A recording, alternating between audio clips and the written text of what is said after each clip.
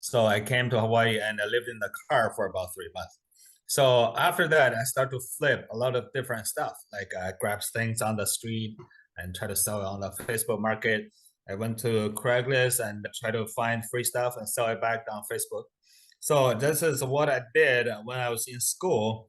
This is Brandon Turner, and you are listening to the Average Joe Finances Podcast.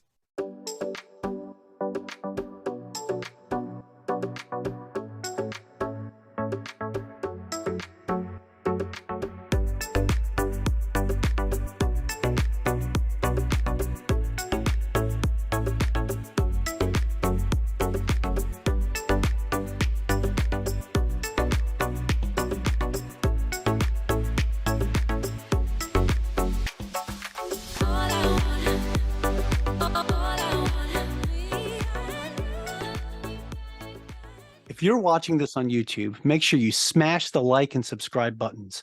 If you're listening to our podcast, go leave us a 5-star review. All of our links can be found in the video description or show notes below. Hey, welcome back to the Average Joe Finances Podcast. I'm your host, Mike Cavagioni, and today's guest is Ray Zhang. So Ray, super excited to have you on the show. I know we're going to talk about some awesome things regarding land flipping and also what you do as a coach for land flipping. Welcome to the show. Absolutely. Thank you, Mike. It's been an honor to be here. Yeah, the honor is all mine, and I appreciate that so much. Hey, I want to start this off the same way I start every podcast episode, and we want to know more about you. So if you could share a little bit about yourself, share your story. Who is Ray Zhang? All right. So I came to the United States about 11 years ago. I went to Hawaii, the north part. I was studying in the university. And then I became instant homeless because I didn't know. I didn't bring much money from China because my family did their best, but there was not too much money. So I came to Hawaii and I lived in the car for about 3 months.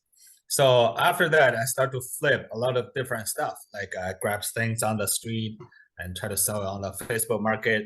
I went to Craigslist and try to find free stuff and sell it back on Facebook. So this is what I did when I was in school. And then after about 5 years or 6 years about hustling, I came to do land flip about 4 years ago. It's been a great journey. And last year, I should say, it's the early new year, right? So last year, we did almost 900,000 profit land flip. Okay, so that's profit, you said. Correct. That's profit.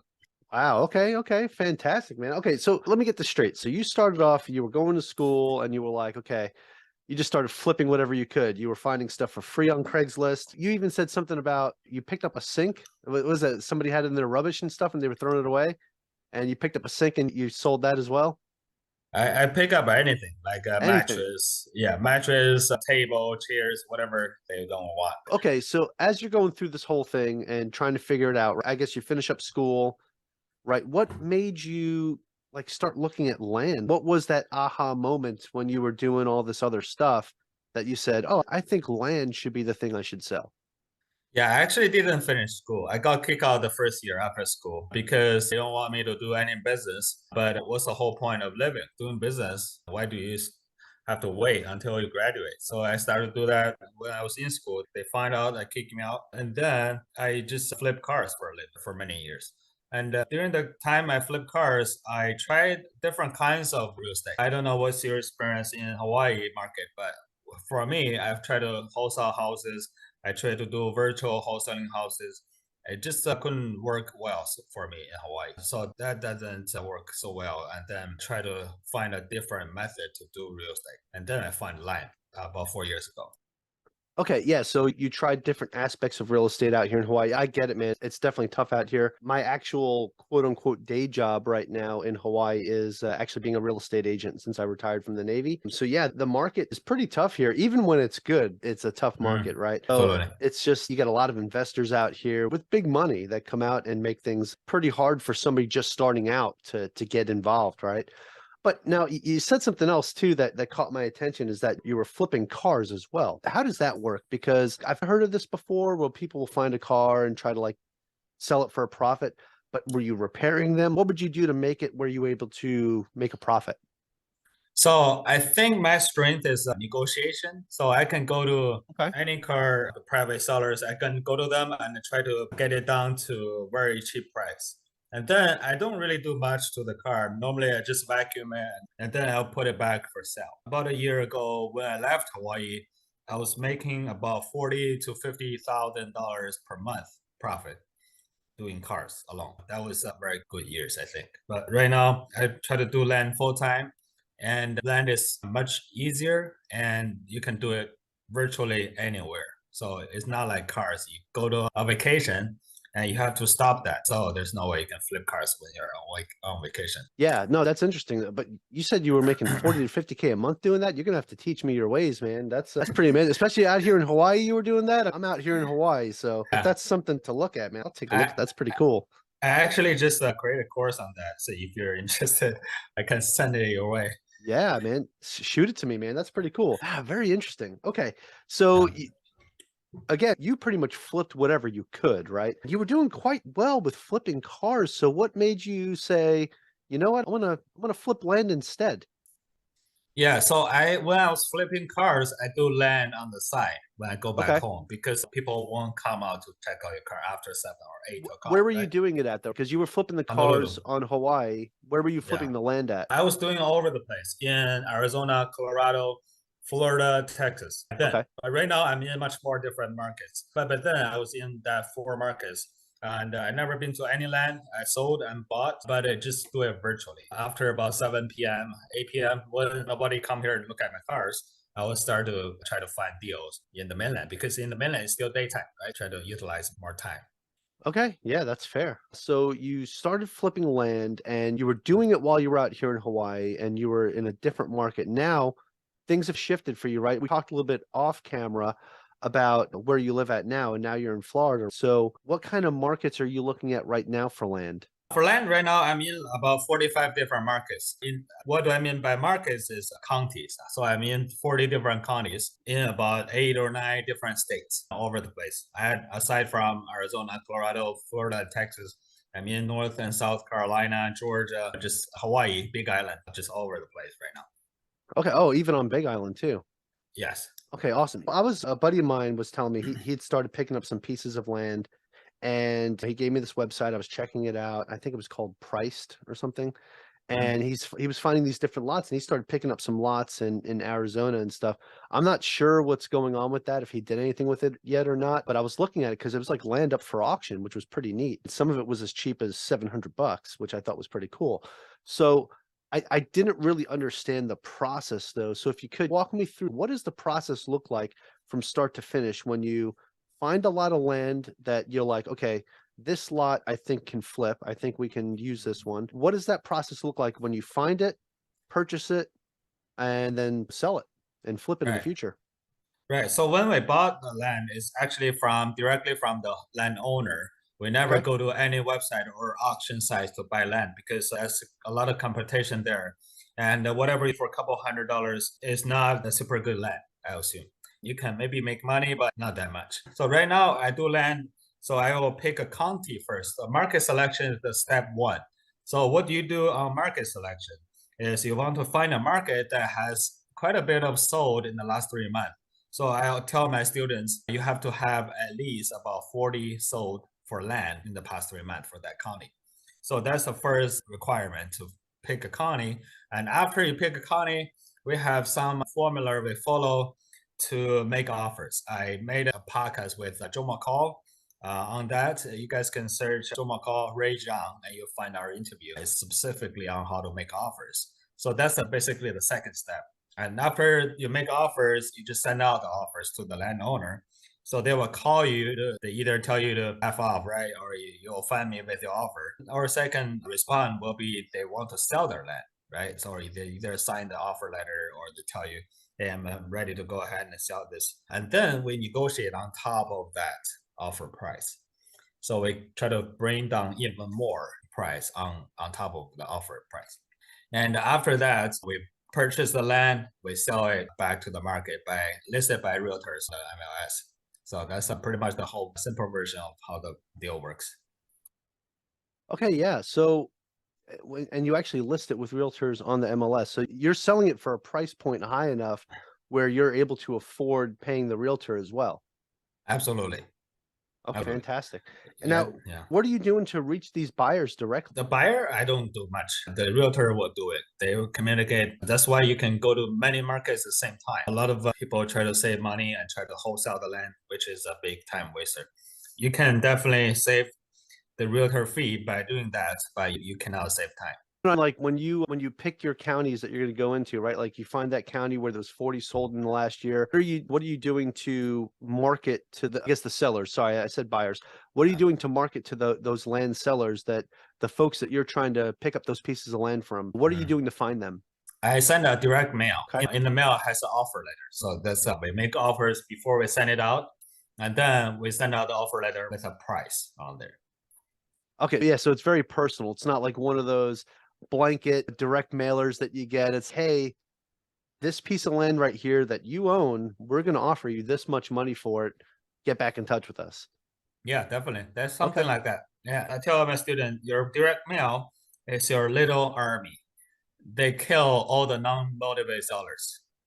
So only the people who are motivated to sell you. They either motivate to curse on you or they motivate to sell their land. Okay, that's fair. Yeah, they're either going to curse you out or they're going to say, yeah, you know what, I'll sell you my land. And then even Right. then, there's probably going to be some negotiation in there, because they might say, oh, maybe a little higher than the price you offered me, or whatever. It gets your foot in the door.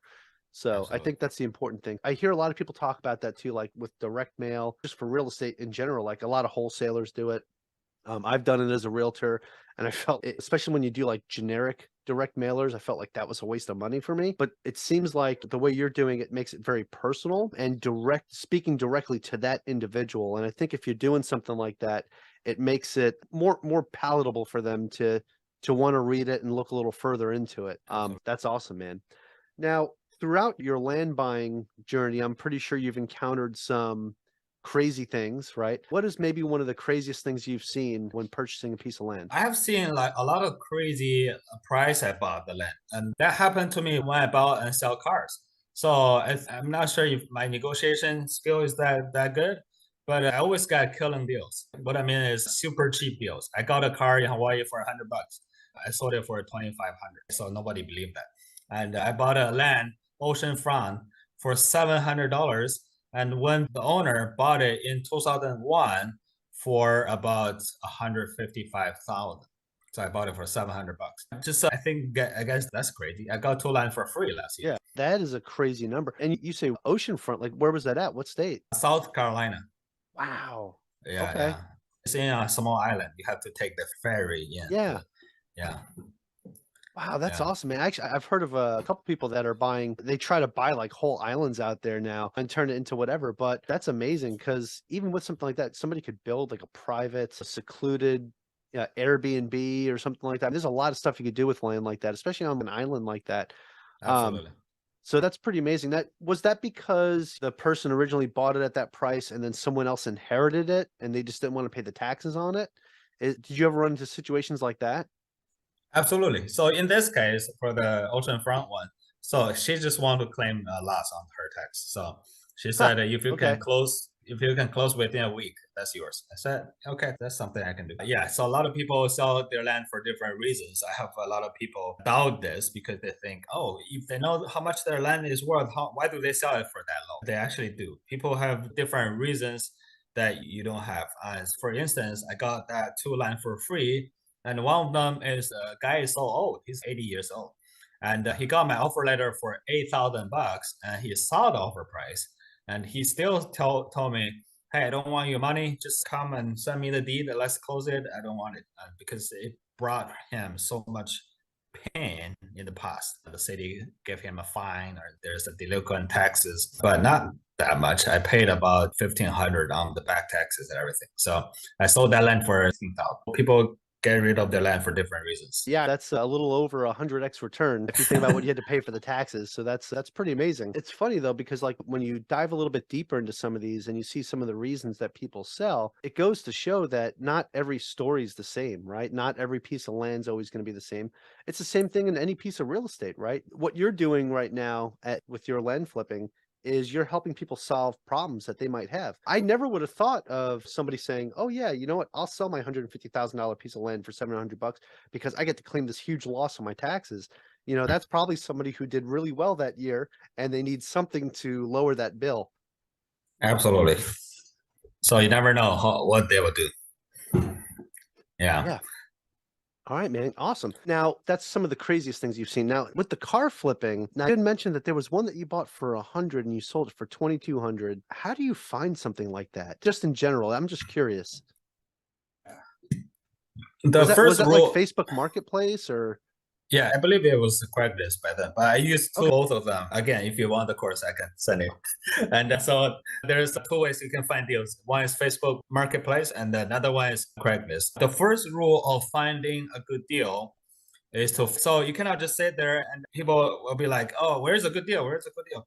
So the good deal is when you find it diligently. So for example, when I flip cars, I look at my phone every 15 minutes for new listings for cars. Every time I'm just flipping the phone, and there's always deals here and there, especially in Hawaii market. That's extremely easy to flip cars. Very easy. I wish I can do the same market here. I try something here. It's just not as easy because Hawaii is in general a vacation place. People stay there for a very short time. And when they leave, guess what they have to sell? They have to sell their house. I mean, their house and the cars. And when they get there, what do they buy first? The car, right? So you can have the both market and you don't see much like a downturn sometime. Even on Christmas, I remember there was a day when I was in Hawaii, there was like a huge hurricane, whatever, nobody on the street, right? And I was living in the penthouse in Honolulu and I look down, there's absolutely no cars. So that day I sold the car. There's every day you can find a deal there. Yeah, that's okay. Yeah, step one, go find that deal. Okay, all right, Ray, I want to ask you then. So besides just the car flipping, the land flipping, obviously everything that you've done, you've been very successful at. But I know it took a lot of hard work to get there. So what would you say are your steps for success just in life in general? Just like what do you say in the background? Work hard and hustle. I like that. Yeah, you got it already. And what do I mean by work hard? Work hard when you don't want to. Work hard when everyone tell you you're crazy, right? I get this all the time, especially from my wife. And you always always work. Even last couple of weeks is during Christmas. So we went to Dallas and visit the in-laws. And even in there, I still working. I brought my mic here and attached their table. I got all my computers and I start to do content. So this is what do you mean by work hard? And but I do take a day off every week. That Sunday I have to go to church. But the rest of you work day and night. That's the basic line if you want to make it. Yeah, I like it, man. You got to hustle and you got to work. That's awesome. You even brought your mic and stuff there with you. That's awesome. So, and you said create content. So like, what kind of content are you creating? I know you have courses, right? What else are you doing? Are you like on social media anywhere, sharing stuff? Yeah, absolutely. I mean, Instagram a lot. My Instagram is called Virtual Flipland. So VIRTUAL, Virtual Flipland. And my content is more about land flipping and sometimes about car flipping, but mainly about land. Okay, right on. Yeah. Are you on TikTok at all? Yeah, I just created a TikTok. Cool. As I say, man, you got to get on that, man. TikTok is like blowing. The social media place right now, man. Blowing. Yeah. Yeah. I tell my wife, it just sometimes it's scary to look at whatever other people post. Gotta be careful. Don't drag in. Yeah. That's for sure. Yeah. So. Okay, right on, man. Listen, I want to ask you 4 questions that I ask everybody that comes on this show. I call this the final round, and we can get as deep into this as you want to get into. But it's like to see how Ray reacts when he's under pressure or put in a tough spot. But I'm pretty sure I know how you do that already because you're crushing it right now. So if you're ready to go, we'll get that party started. All right, let's go. All right, let's do it. Hey, first question is, what's the biggest mistake you've ever made in your investing? The biggest mistake is you invest something you don't know.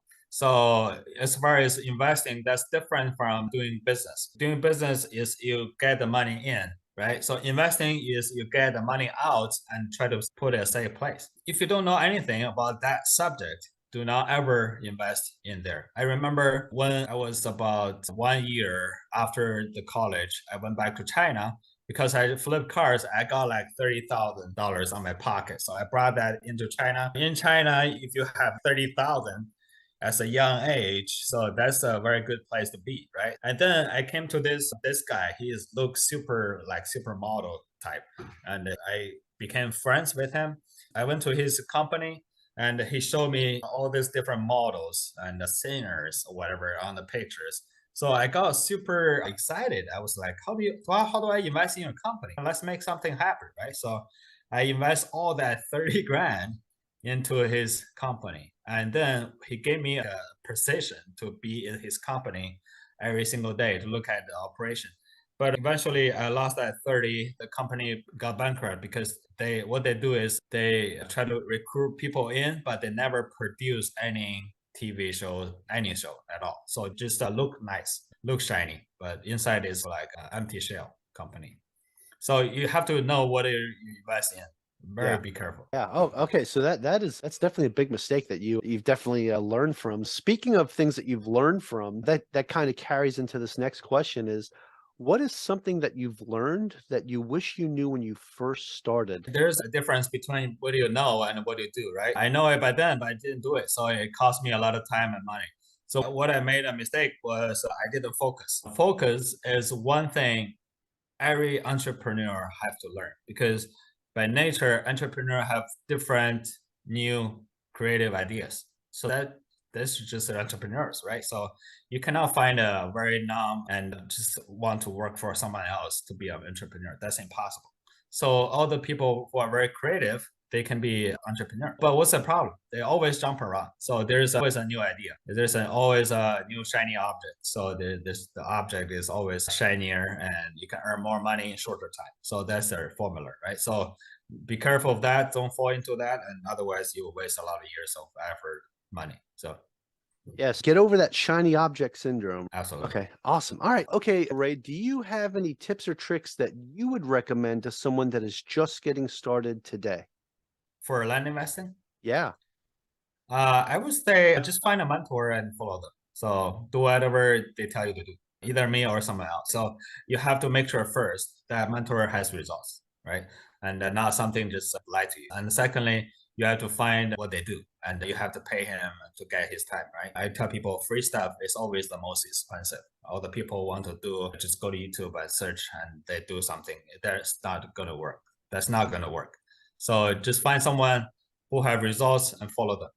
That's it. Yeah, I mean, there's plenty of information out there for free, but it's how you apply it that you need to learn. And you're going to learn that from somebody that has the experience. That's important. I've always been a believer in coaches and mentors. I really believe that they will help you take your stuff to the next level, because you're going to pay for it either way. You're either going to pay for it by paying a coach or a mentor, or you're going to pay for it by making those mistakes that you could have avoided if you had a good coach or mentor helping you along the way. Yeah, you'll end up paying more by that way. Guaranteed. Yeah. You'll get your master's degree for sure at the same cost. So, okay, right on. Oh, okay. Final question in the final round. This is opinion-based question, but do you have a favorite business, investing, or real estate related book or podcast, or both? Yeah, I do. I have a lot. So do you mind if I share? You could share a couple. We won't go. Let's not get out of hand. All right, give me 20 minutes. Just kidding. But yeah, The so second half of the episode. Yeah, so I love a couple books. Especially my specialty is negotiation. I can go to any markets. You can literally, you tell me, Ray, get rid of all your belongings and throw me in any city in the United States. I can survive and thrive. I can guarantee you that because of negotiation skill. So how do I become a master of a negotiator? It's a couple books. The first one is called Never Split the Difference by Chris Voss. So that guy is a hostage negotiator. So you can, what do I mean by never split the difference? When you negotiate with the criminal for the hostage, you cannot tell the criminal, hey, let's split half. You keep half, I'll keep the other half. So that's not going to work. So the second book is called Flip the Script. The yellow small book, not the pretty girl one. There's another girl who wrote a book called Flip the Script with her picture on it. That's not the book, right? So the yellow book is the one I talk about. And there's a third book is called Go for It. No. So very thin book, but it absolutely can change the way you talk, change the way you communicate with people. For example, if you go to a shop and that cashier just follow you around, we always have that experience, right? And they ask you, hey, do you want to buy anything or do you have any questions? So deep down, we feel annoyed, right? Just keep there, don't leave, and I'll do my thing, right? But Go for No tell you how do you approach to sellers, how do you approach the buyers? You say something like, hey, Mike, I'm assuming you're not interested in this course, right? So just do something like that, and you say the opposite of what you wanted to say. And then they will do the thing that you wanted them to do. Yeah, so basically it's like saying we want to force the no out of you. Either you're going to say no or you're going to move forward. Absolutely. I like that. I don't think I've had that book suggested on this podcast yet, so I'm going to have to add that to my Yeah, list. The other two absolutely. definitely, but yeah, I've not heard of that one yet. Who's the author? Do you know? Go for No? Yeah, Let me search real quick. Oh, should be able to find it. It's not a big all deal. right.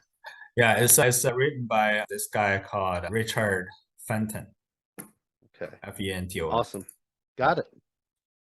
All right. And okay, what any podcasts that you like or Yeah, of course yours first. hey, there we go. Yeah. I know there's a lot of, and for real estate, there are so many of them. The real estate disruptors. I'm gonna be on the podcast in next March. Nice. In the Rich Dad Poor Dad, there's Wholesaling Inc. If you want to listen to how to flip houses, there's a whole bunch of them. Very good. So Awesome. Fantastic. Okay, Ray, so that's it for the final round. That's really all the questions I have for you. However, I do have one more question. It's the most important one. You shared already a little bit. We got your Instagram and stuff, but where can people find more information about you? You also have a website. What other social medias can you share with us as well? I'm on Instagram and TikTok. The tag there is virtual flip land, the same, right? So virtual flip land, you will find me on Instagram and TikTok. All right. Hey, for all my listeners, go follow his Instagram and his TikTok. He's the real deal. Just having this small conversation here, this has just been really eye-opening. I think I might want to try flipping some cars out here in Hawaii. Absolutely. So I think that's pretty awesome, man. Hey, but thank you so much for joining me and our guest, Ray Zhang. And sorry, I mispronounced it earlier. I normally ask that before we hit record, but like I have a brain fog right now. I was talking with him off the air about this, but we have round 2 of COVID going through the house right now. So we're not all feeling the greatest. But thank you so much for joining us on the Average Joe Finances podcast. Go leave us a 5-star review and tell us what you liked about today's episode with Ray. Aloha from Hawaii and have a great rest of your day. Thank you for making it to the end of this episode. Greatly appreciate you being here with me today on the Average Joe Finances podcast. If you haven't done so yet, make this the episode that you go leave us a 5-star rating or subscribe to our YouTube channel. The Average Joe Finances podcast is for informational and entertainment purposes only. Have an outstanding day.